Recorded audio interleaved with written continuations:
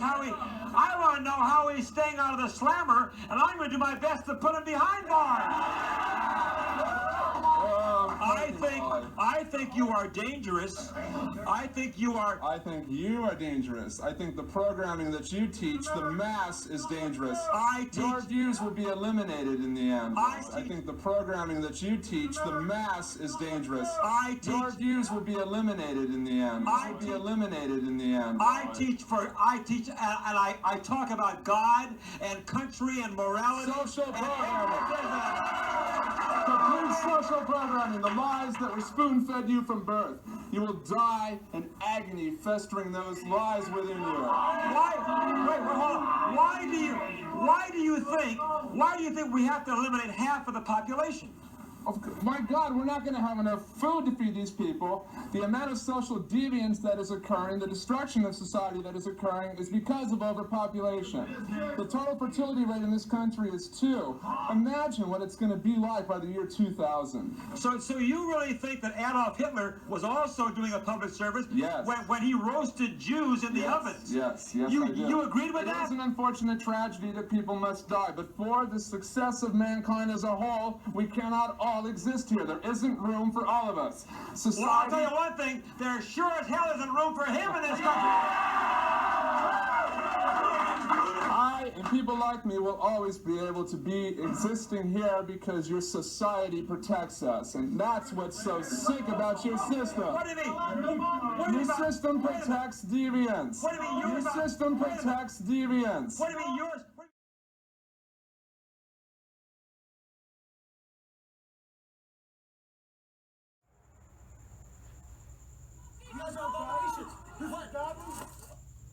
Violent protests and clashes in Koreatown after a spa controversy that went viral. It happened days after a woman complained about a transgender woman disrobing in the female section of We Spa. Opposing groups also attacked each other. Your system protects deviance. What do you mean yours? There were no arrests. KCAL 9's Rick Montanez has more on the chaos on the streets.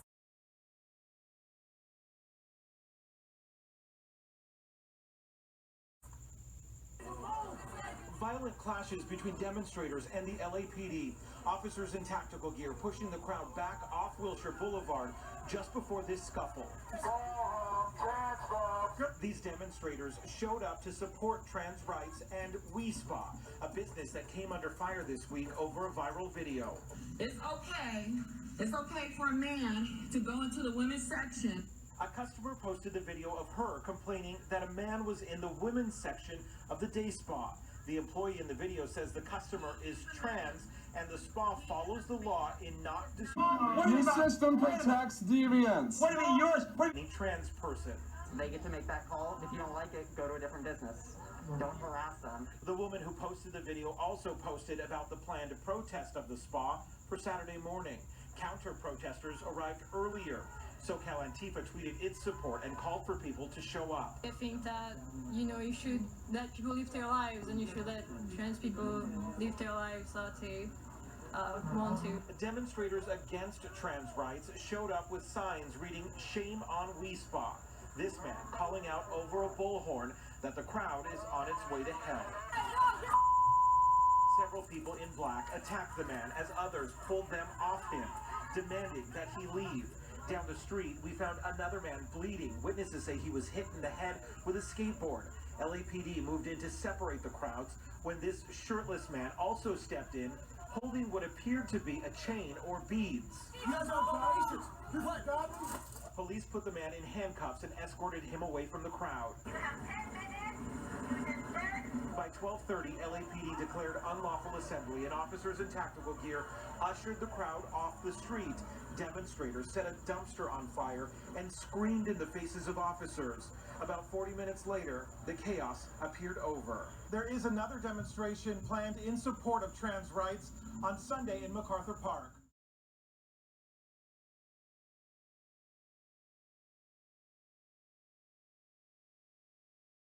Justice Department continues to make arrests in connection with the January 6th U.S. Capitol riot.